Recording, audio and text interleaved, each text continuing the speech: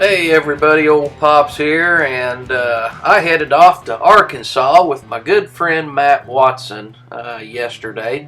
And when I got over to this lake over by Springdale, Elmdale, I found that the Arkansas Wildlife Department was over there putting in some Christmas trees, and they're doing their part to try to help restore habitat to some of these old lakes over there in northwest Arkansas. So I thought I would just give you a quick look at how many trees they have on their barge. And boy, let me tell you, they had a lot more than that going out there.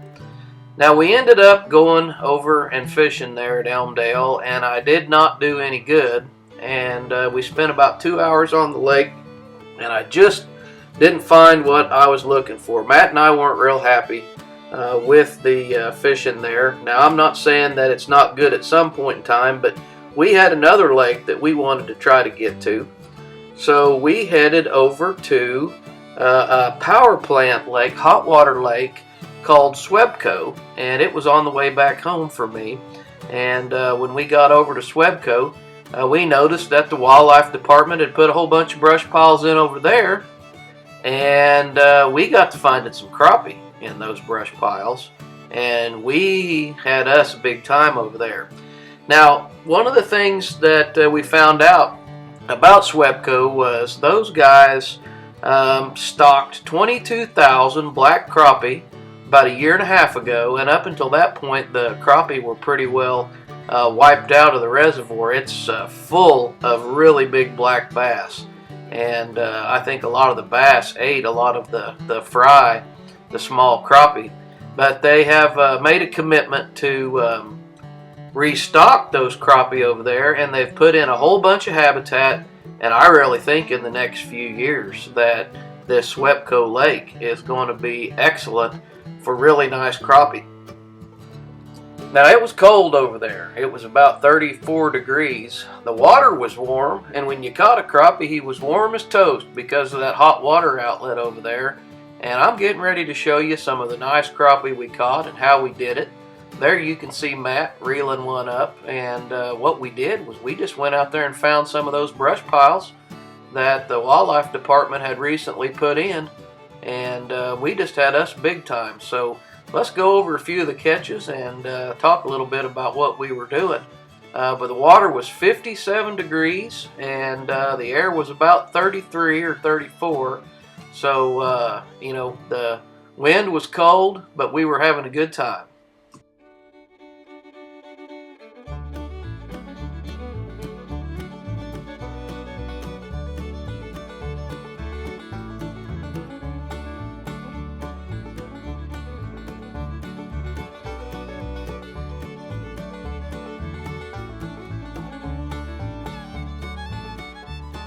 So I get a lot of questions about my Livescope and how I'm running things, and here you're getting ready to see me close in on this brush pile we found. I'm using my GPS for my Minn Kota trolling motor, and I've got a down view on my top Livescope right there, and I've got a forward view that runs on my trolling motor.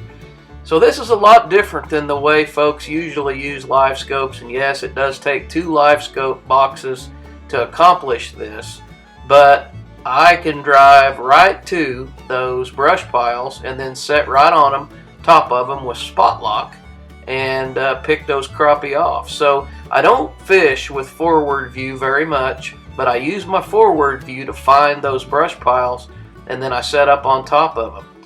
Now in deep water, like we've got over there at SWEPCO, we were catching our fish in 30 foot of water.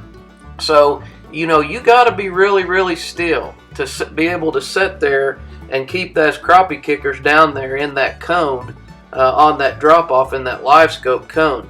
The Charger VMAG does a great job, and that Ultrex trolling motor also helps keep the VMAG right there to where we can get those kickers right down on top of that brush and get to yanking in those crappie.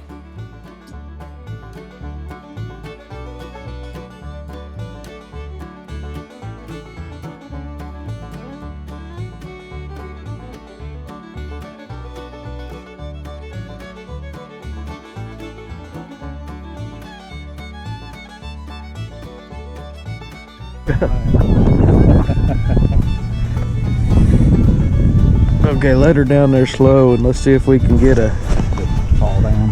Yeah.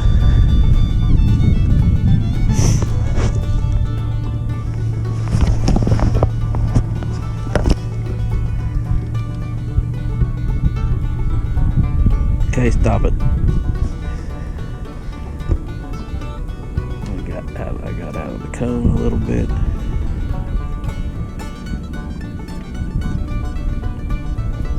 There he is.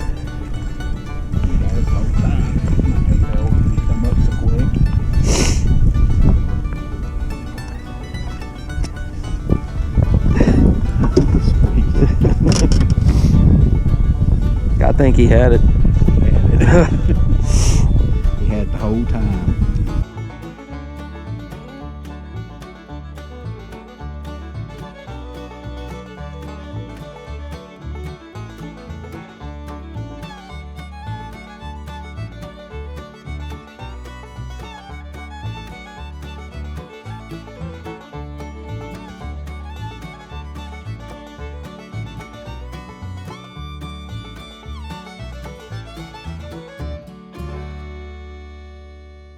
Now these crappie are not the biggest crappie that I get to go fish for, but I tell you what, they are a lot of fun to catch.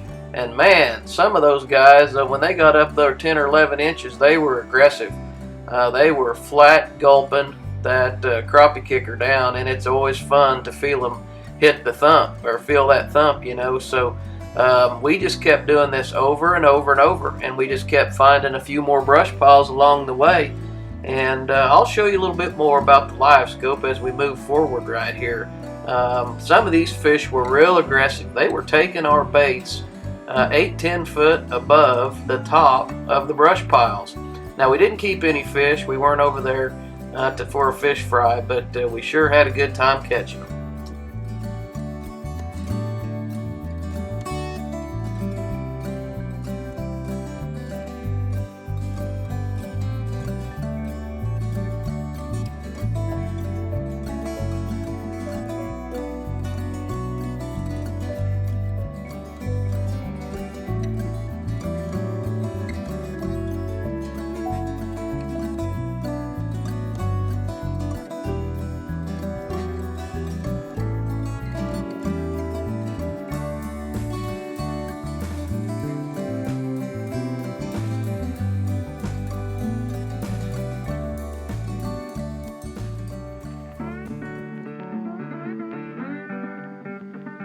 So I'm going to bump the speed of this clip up right here, but this is the tackle that I was fishing with. A Flea Fly SR20 reel on a 6-foot Flea Fly graphite spinning rod, and I was using 6-pound micro braid.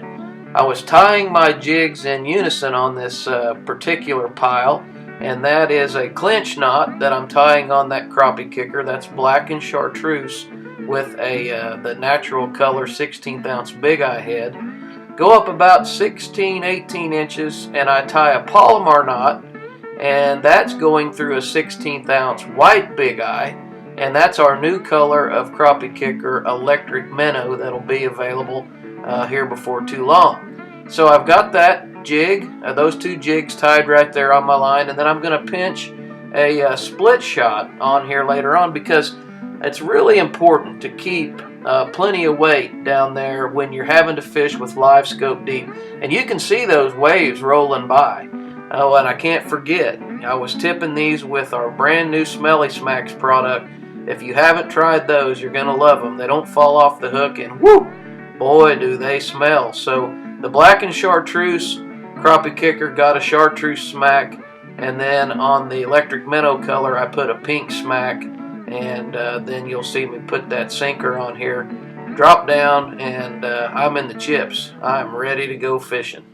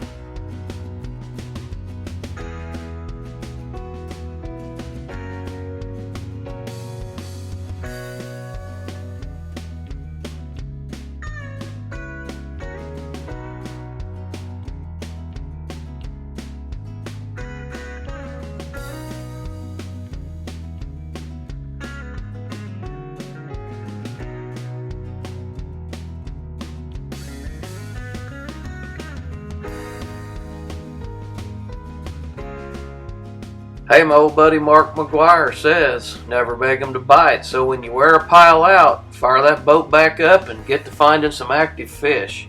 And that's just exactly what we did. We used our side scan, our down scan, and our GPS to find these brush piles and then get back on them. And here you're going to see Matt drop down. And I tell you, when you get on a new pile, these fish were aggressive. Watch this crappie come up and hit this thing.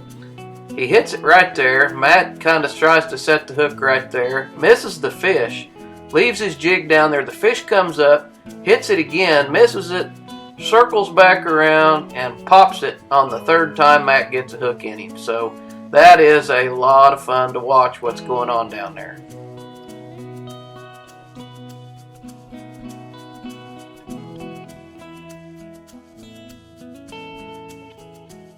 We were starting to get cold and it was getting late in the day, so I ended up going to a bigger crappie kicker, a 2.5 inch black and chartreuse with a 3/16 ounce big eye head, thinking that I might be able to yank in some bigger fish. Tipped that with the chartreuse smelly smack, and it really didn't seem to matter. The fish in that lake are all about the same size. We never caught anything probably over 11 inches. But we had a great time fishing for them, and it didn't, like I said, it didn't really matter on the size of the baits, but the color really did matter over there. Those fish wanted something with a dark contrast to it, like our purple and pink, black and chartreuse, buster brown, which is brown and chartreuse. Those were the colors that seemed to really work good over there in that clear water. So I hope these tips help you, and if you get a chance, jump over there and hit some of those lakes over there in northwest Arkansas.